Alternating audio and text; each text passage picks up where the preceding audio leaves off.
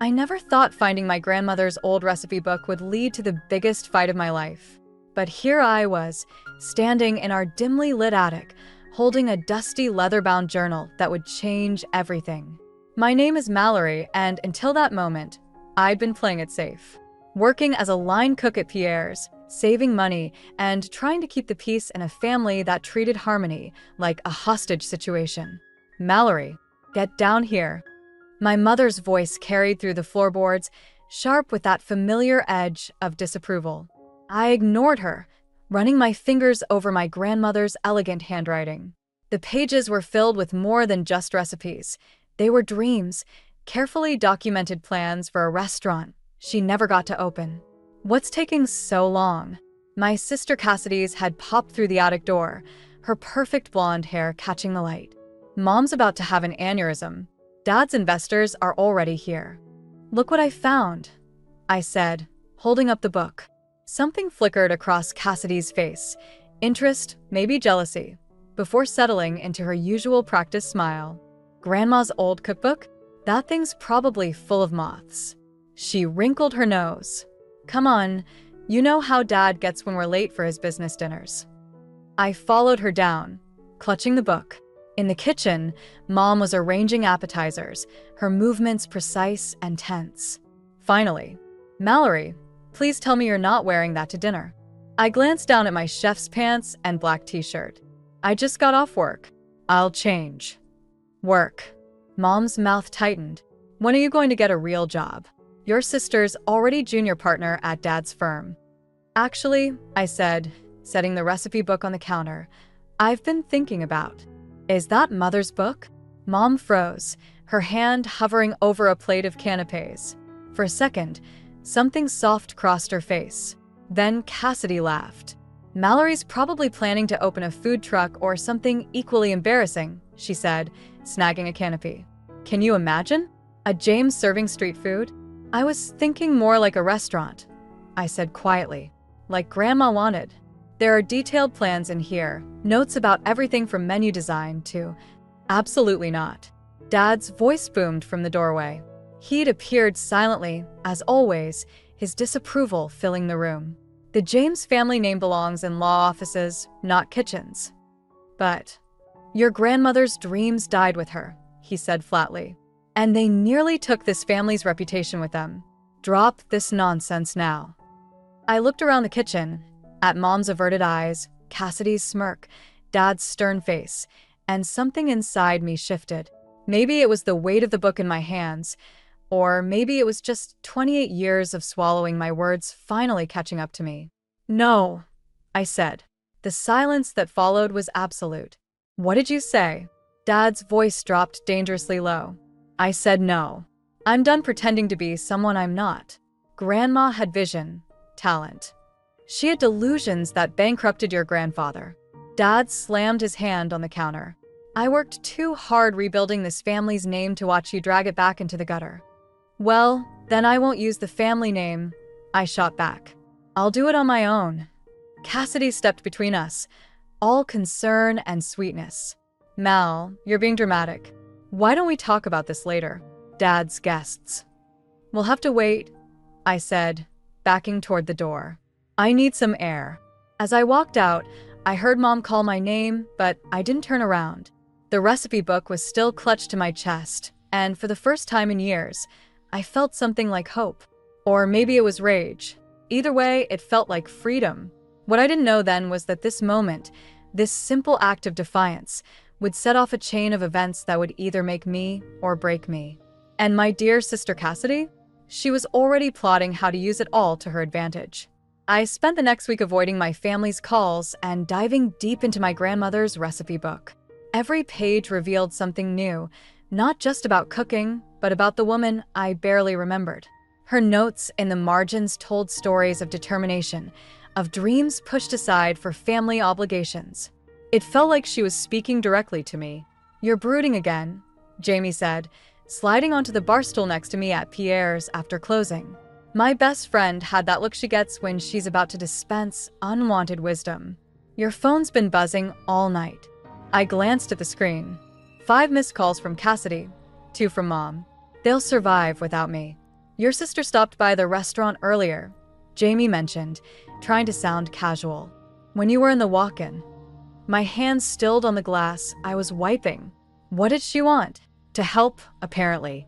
Said she's been researching restaurant management and has some amazing ideas for your future business venture. Jamie made air quotes with her fingers. She seemed different, almost sincere. I snorted. Cassidy doesn't do sincere. She does calculated. People can change, Jamie offered. Before I could respond, my phone lit up with a text from Mom. Family dinner tomorrow. Non-negotiable. Your father wants to discuss your future. Speaking of calculated, I muttered, showing Jamie the message. The next evening, I walked into my parents' house to find it suspiciously quiet. The dining room table was set with the good china. Never a good sign. Cassidy was already there, wearing what I recognized as her courtroom outfit, complete with pearls. Mal. She jumped up to hug me. I'm so glad you came. I have the most amazing proposal.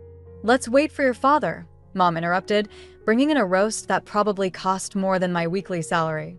Dad arrived last, as usual, making his entrance like a judge entering his courtroom. He sat at the head of the table, surveyed us all, and said, Mallory, your sister has something to present. Cassidy stood, smoothing her skirt. I've been thinking about what you said about Grandma's restaurant dreams. And I realize now that maybe we've been too dismissive. She pulled out a folder. So I did some research, created a business plan. With my business background and your culinary skills, we could make this work together. I stared at her, then at the professionally bound proposal she slid across the table. You want to be my business partner? Better. She beamed. I could handle all the business aspects, financing, marketing, management. You could focus on what you love, the cooking. Dad's even willing to provide startup capital, aren't you, Daddy? Dad nodded approvingly. Under proper supervision, of course. The James name has certain standards to maintain. The pieces clicked into place. So you be my boss. Partner, Cassidy corrected quickly. Equal partners. Well, technically, since Dad would be the primary investor, the controlling interest would need to. No. I stood up, my chair scraping against the floor. This isn't about helping me. This is about controlling me.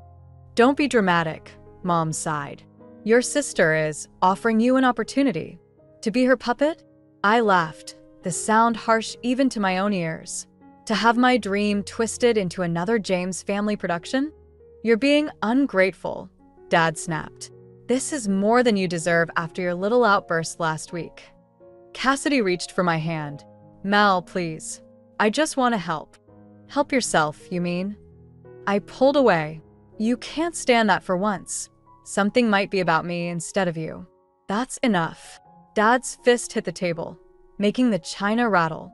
You will not speak to your sister that way. She's trying to save you from making a fool of yourself. I looked at each of them. Dad's anger, Mom's careful neutrality, Cassidy's perfectly crafted concern, and saw my future laid out if I stayed.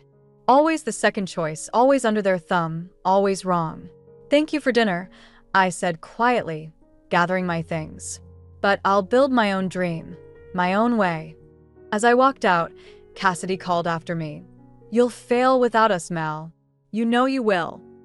Maybe she was right, but as I drove away, I realized I'd rather fail on my own terms than succeed on theirs. What I didn't know then was that Cassidy had already set her backup plan in motion, one that would test not just my dreams, but my very survival in the culinary world. I wasn't supposed to be at my parents' house that afternoon, but I'd forgotten my grandmother's recipe book during my hasty exit from the disastrous dinner, and I needed it back. What I found instead was the truth I'd always suspected, but never wanted to confirm. Their voices drifted from Dad's study as I crept up the stairs. The door was cracked open, and I could see Mom perched on the edge of Dad's desk, while he paced with a drink in hand. The firm's bleeding money, Vivian. The Anderson account was our last hope, and now they're threatening to pull out. Ronan, surely there's something. There's nothing. The ice clinked in his glass. 25 years of building this legacy, and it's crumbling. Thank God Cassidy has her trust fund secured. Mom's voice dropped lower. And Mallory? What about her? Dad's laugh was bitter. She made her choice. Besides, there's nothing left for her anyway. Everything goes to Cassidy. The house, the remaining investments, all of it. She's the only one who can salvage what's left of the James name.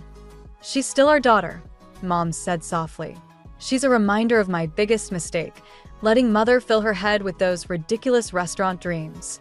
Just like she did to you. The silence that followed was deafening. I pressed my hand against the wall to steady myself. That was different, Mom finally said. I chose this life. Our family. And look how well that turned out.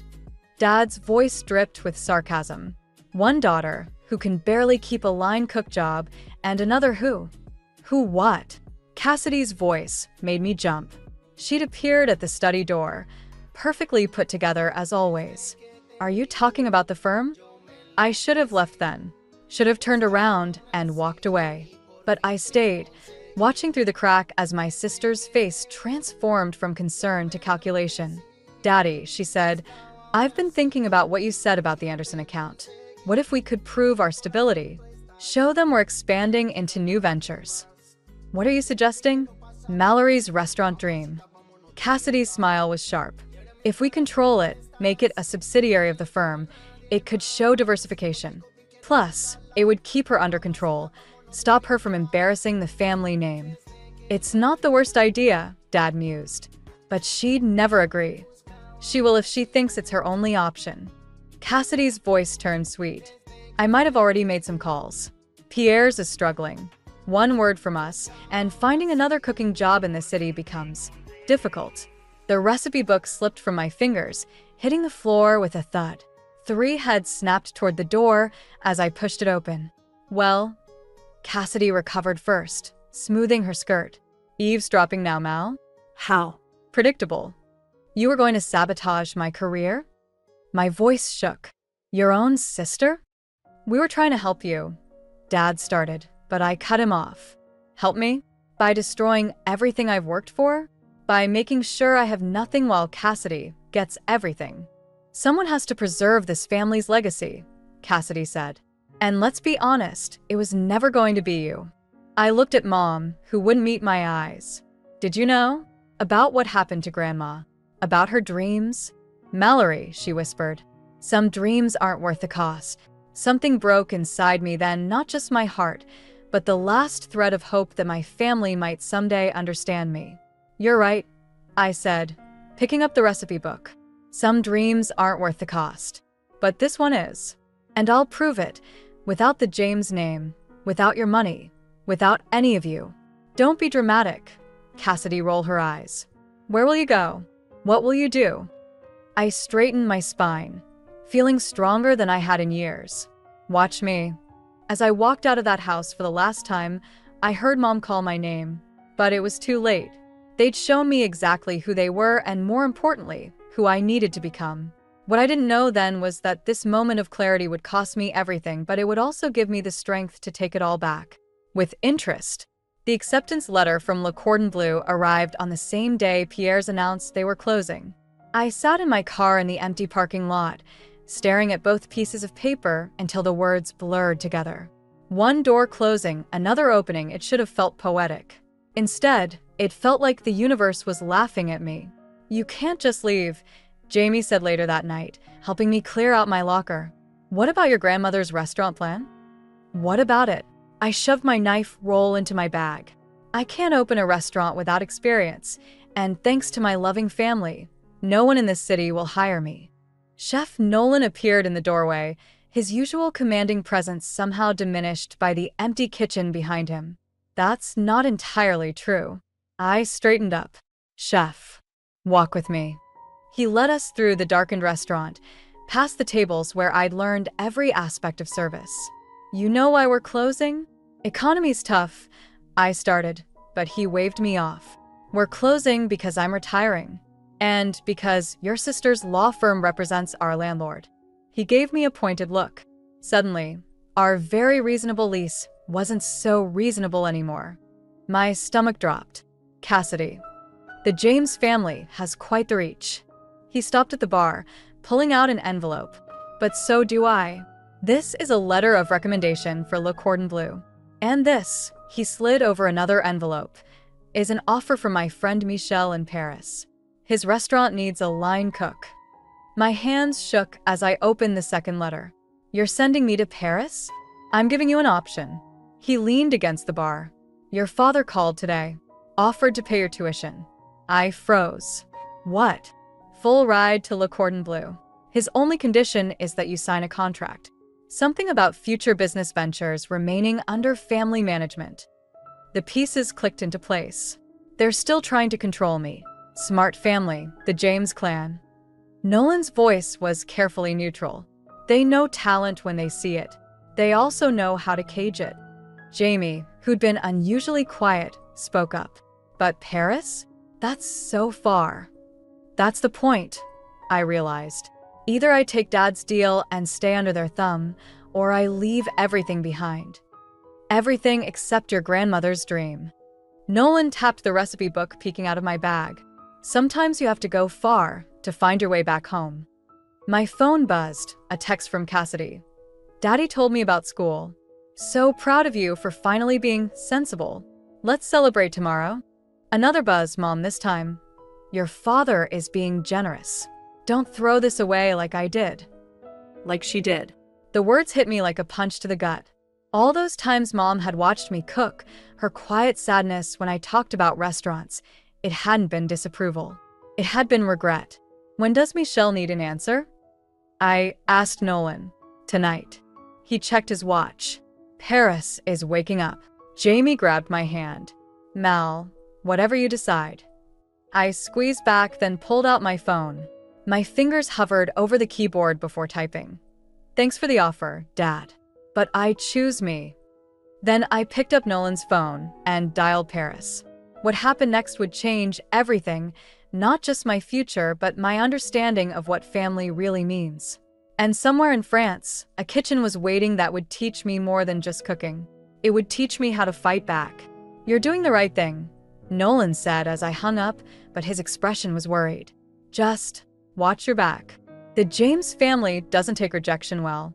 I thought of Cassidy's perfectly planned sabotage, of Dad's attempts to buy my compliance, of Mom's buried dreams. I know, but they've forgotten something important. What's that? I patted my grandmother's recipe book. I'm a James too, and I learned from the best how to play the long game.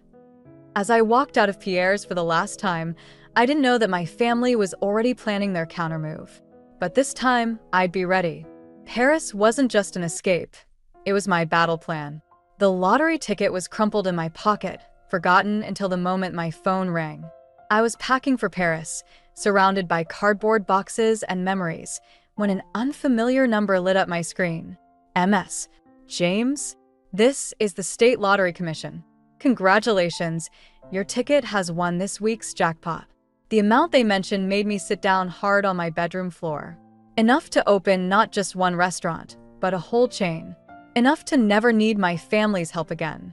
I was still staring at the ticket when Mom burst into my room without knocking. Is it true? The ticket won. My head snapped up. How did you?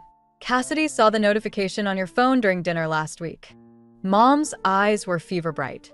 The ticket you bought with the money your father gave you for groceries. What?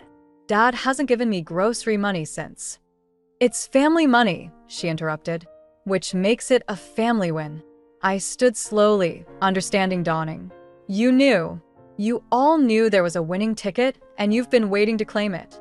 Don't be dramatic. We're simply looking out for the family? I laughed bitterly. Like you looked out for Grandma's dreams? Or your own? Mom flinched. That's different.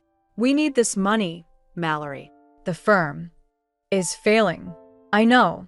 I tucked the ticket deeper into my pocket, but this is my ticket. My win. My chance. Your chance. Dad's voice boomed from the doorway. Cassidy hovered behind him, her expression a perfect mask of concern. Your chance at what? To waste money on some foolish restaurant scheme? To be free of you, I said quietly. The silence that followed was deadly. Let's discuss this rationally. Cassidy stepped forward, all reason and sweetness. The firm's struggles affect all of us. If we pool the money. Pool it. I snorted. Like you pooled grandma's inheritance? Or how you're pooling mom's dreams with your control? That's enough. Dad moved toward me, hand outstretched. Give me the ticket. Now. I backed away. No. Mallory, Mom pleaded. Think of the family. I grabbed my packed bag. I'm thinking of Grandma, who died watching her dreams get buried. Of you, Mom, giving up your passion because it wasn't proper for a James woman. I'm thinking of every time you chose control over love. You ungrateful. Dad lunged forward, but I was faster. I ducked past him, but Cassidy blocked the doorway. You're being selfish, Mal. After everything we've done for you. Done for me? I laughed. You mean like sabotaging Pierre's? Or trying to trap me with Dad's school offer? Her perfect mask slipped for just a moment, showing the rage beneath. You need us. You'll fail without us. Maybe. I straightened my spine. But at least I'll fail on my own terms. I pushed past her, taking the stairs 2 at a time. Behind me, I heard Dad shouting about ingratitude, Mom crying about family duty, and Cassidy's heels clicking as she followed. If you walk out that door, Dad called after me. Don't ever come back. I paused at the threshold, looking back at them. My family, arranged like a perfect portrait of dysfunction. You know what's funny? I won this ticket the day I found Grandma's recipe book. Maybe she's still looking out for me even now. Mallory, please. Mom tried one last time. We're your family. I touched the recipe book in my bag, feeling its worn leather under my fingers. No. You're just people who share my last name. And after today, maybe not even that. As I walked to my car, I heard Cassidy's voice, sharp with warning. You'll regret this. We'll make sure of it. Maybe she was right. But as I drove away, the lottery ticket safe in my pocket and Grandma's recipes beside me, I felt something I hadn't in years. Hope. What I didn't know then was that my family's revenge would come swifter and harder than I imagined. But for the first time in my life, I was ready to fight back. After all, I'd learned from the best how to serve revenge cold and with perfect timing. 3 years after walking out on my family, I stood in my newly opened restaurant, Grace, named for my grandmother, watching my carefully built world crumble. Again. What do you mean? All our reservations canceled. I stared at the empty booking system while my host, Marcus, shifted uncomfortably. They all called within an hour of each other.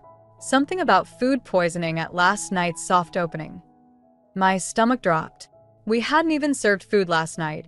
It was just a cocktail event for local food critics and investors. But the damage was already done. My phone buzzed with notifications, social media posts, review sites, local news tips. It's trending, Jamie said quietly, showing me her phone. Hashtag Graceless Dining. The posts are brutal. I didn't need to read them. I knew exactly who was behind this. The bell above the door chimed, and there she was, Cassidy, looking perfectly put together in her designer suit. Oh, Mal. Her voice dripped with fake concern. I just heard. How awful. I gripped the host stand until my knuckles went white. Get out. Is that any way to treat family? She glanced around the empty restaurant. Especially when I'm here to help. The firm's been doing amazingly well in crisis management lately. Crisis management? I laughed bitterly. You mean like when you managed to drive Pierre's out of business? Or when you tried to steal my lottery winnings? Ancient history. She waved dismissively. I'm here because Mom's worried about you. We all are. Running a restaurant is clearly overwhelming you. Your concern is noted. Now leave. Fine. She reached into her bag, pulling out a thick envelope. But take this. It's a buyout offer. Very generous, considering the circumstances. Before I could respond, my phone rang. The health department, demanding an immediate inspection. Then another call, my produce supplier, canceling our contract. Another, the local paper wanting comments on the outbreak. Quite a coincidence, Cassidy smiled. How quickly bad news travels. But that's what happens when you try to go it alone. Family protects family, Mal. Or in your case, doesn't. I should have seen it coming. Should have known they wouldn't let me succeed. But I'd been so focused on proving myself, I'd forgotten what the James family did to threats. You can't just destroy people's lives because they don't fall in line, I said, my voice shaking. No. She laid the envelope on the bar. Dad's firm represents half the restaurants in the city. Mom's on every social board that matters. And me, I learned from the best how to make problems disappear. She straightened her jacket. You have until tomorrow to accept the offer. After that, things get worse. After she left, I stood in my empty restaurant, my dream, my grandmother's legacy, and felt the walls closing in. The staff watched me nervously, waiting for direction. Go home, I told them quietly. I'll call you tomorrow. Jamie stayed behind, helping me close up. What are you going to do? I picked up the envelope, heavy with the weight of surrender. Inside was a contract, the terms crystal clear. Sell the restaurant to the James Family Trust, sign a non-compete agreement, return to the fold with a suitable corporate job. You could fight back, Jamie suggested. We could prove. Prove what? That my powerful, respected family is systematically destroying me? That my sister's a sociopath? That everything I've built is burning because I dared to dream bigger than my cage? My phone buzzed again. Nolan, my old mentor. Just heard. Need help. Another buzz, Mom. Please be reasonable, dear. Family knows best. And finally, Dad. You brought this on yourself. I walked through my kitchen, my beautiful, state-of-the-art kitchen that had been my home for barely a week. Every surface gleamed with possibility. Every corner held a piece of my grandmother's dream, reborn. I won't sign, I said finally, ripping the contract in half. They'll destroy you, Jamie whispered. I touched my grandmother's recipe book, displayed proudly near the pass. Maybe. But first, I'm going to show them exactly what happens when you back a chef into a corner. I pulled out my phone, scrolling through my contacts. After all, I learned a few things in Paris about serving revenge. What I didn't know then was that my next move would change everything, not just for me, but for the entire James family legacy. Sometimes the best revenge isn't served cold, it's served with witnesses. The security footage played on my laptop in crisp, damning detail. Cassidy entering my kitchen after hours. Cassidy tampering with ingredients. Cassidy planting evidence of health code violations while wearing surgical gloves. I watched it 3 times before calling the number Nolan had given me. Food Safety Division. A crisp voice answered. Inspector Chen speaking. I have something you need to see. 2 hours later, my empty restaurant became a stage. Inspector Chen and 2 other officials sat at the bar, reviewing the footage. Jamie stationed herself by the door, and I waited, knowing my sister wouldn't be able to resist checking on her handiwork. Right on schedule, the bell chimed. Still open. Cassidy's mock surprise froze when she saw our audience. What's this? Insurance, I said quietly. Against family protection. She recovered quickly, professional smile in place. I don't understand. Drop the act. I nodded to Inspector Chen, who turned her laptop around. Cassidy's face drained of color as she watched herself methodically setting me up. That's not. I can explain. To the board. Inspector Chen stood. Your law license is already under review. Food safety fraud is a serious offense. Cassidy's mask cracked. You wouldn't dare. Not to family. Family? I laughed. You destroyed Pierre's. Tried to steal my lottery winnings. Orchestrated a smear campaign. Some family. I did it for us. She stepped forward, desperation breaking through her perfect facade. You were supposed to stay in your place, be grateful for what we gave you. But you had to push, had to make Mom remember her stupid dreams, make Dad question everything.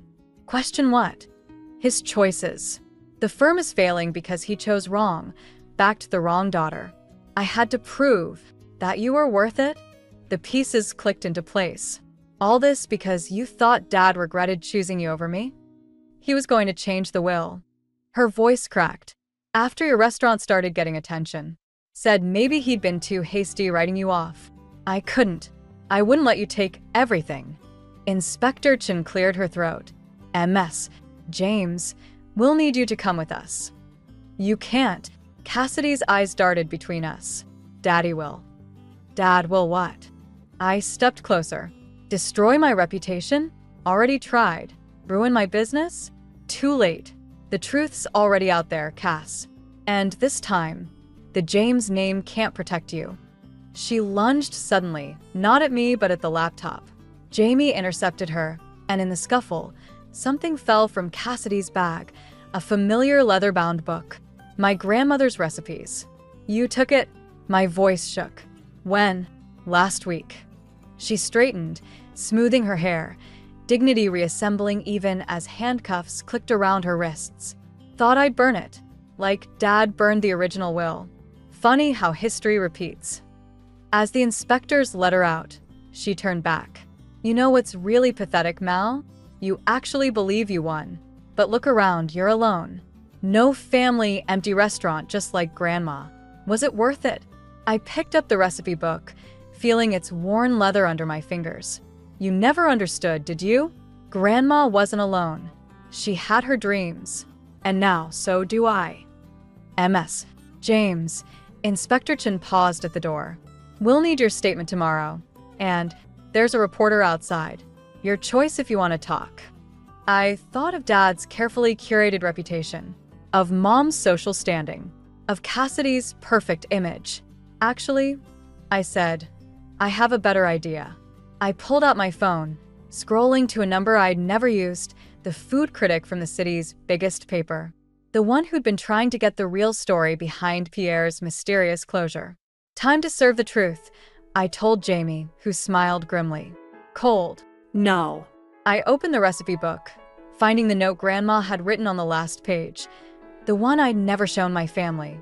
"The secret ingredient isn't revenge, my dear. It's survival. We're going to serve it exactly how Grandma would have wanted, with style, with grace, and with witnesses." The phone rang once, twice. As I waited for the critic to answer, I realized Cassidy was wrong. I wasn't alone. I had something better than family obligation. I had truth, justice, and a recipe for redemption that had been generations in the making. 1 year after Cassidy's arrest, I stood in Grace's kitchen, preparing for our busiest service yet. The article exposing my family's schemes had done more than clear my name. It had turned the restaurant into a symbol of resilience against corporate bullying. Every night, we were packed. Chef. Marcus appeared at my elbow. "There's someone asking to see you. Says she's family." My hand stilled on the knife I was using. "Cassidy's still under house arrest." "It's not Cassidy." I found Mom sitting at the bar, looking smaller somehow, less polished than I remembered. The society pages had been brutal after Dad's firm collapsed, and his legal manipulations came to light. "Your grandmother would have loved this place," she said quietly, running her finger along the bar's smooth wood. "The warmth, the energy. It feels like her." I stayed behind the bar, maintaining that physical barrier. "Why are you here?" She pulled out an envelope, weathered and creased. "I found this while packing up the house. It's from your grandmother, addressed to you." I should have given it to you years ago." My hands shook as I opened it. Inside was a letter and a single recipe card. "My dearest Mallory, by the time you read this, I'll be gone. But I hope my recipes found their way to you. They're more than just instructions. They're proof that dreams don't die. They just wait for the right moment to bloom. Your mother had that same fire once. The need to create, to nurture, through food. Your father thought he smothered it, but he just taught her to hide it. Don't let them hide your fire, dear one. And remember, the best revenge isn't served cold or hot. It's served with grace. All my love, Grandma." "I used to cook," Mom said softly, "before I married your father. Nothing fancy, just simple French cuisine. Your grandmother taught me." "Why did you stop?" "Because it was easier than fighting. Easier than watching your father try to control another dream into submission." She straightened her shoulders. "I'm sorry, Mallory." "For not fighting harder. For you, for myself, for your grandmother's memory." The dinner service bell rang, calling me back to my kitchen, to my dream, alive and thriving. "Would you?" I hesitated. "Would you like to stay for dinner?" She smiled, sad and hopeful at once. I'd like that. Later that night, after the rush, I found her still at the bar, watching the kitchen with hungry eyes. "You know," I said, sliding a plate in front of her, "we could use help with the lunch service. Something simple. French cuisine, maybe." Her hands trembled as she picked up the fork. "Your father isn't here. Neither is Cassidy. It's just us now." She took a bite, and for a moment, I saw the woman she might have been, the one who loved cooking, who taught me to crack eggs one-handed, who hummed in the kitchen before Dad declared it unseemly. "I'll think about it," she said, but her eyes were already wandering to the kitchen. As I cleaned up that night, I found Jamie adding something to our wall of memories, a framed copy of Grandma's letter, hung right next to her recipe book. "Think she'd be proud?" Jamie asked. I looked around my restaurant, at the warm lights, the happy staff, the lingering customers, at Mom, still sitting at the bar, scribbling what looked suspiciously like recipe ideas on a napkin. I think she'd say we served it just right. The next morning, I arrived early to find Mom already there, wearing chef whites that looked both foreign and familiar on her. "I thought I'd try lunch service," she said. "If the offer still stands." I handed her an apron, the one with Grace embroidered on it. Not just my grandmother's name anymore, but a reminder of how we chose to win.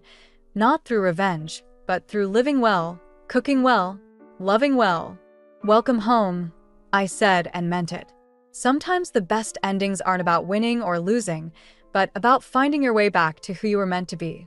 And sometimes, just sometimes, healing comes with a side of perfectly cooked coq au vin and a mother's rediscovered smile.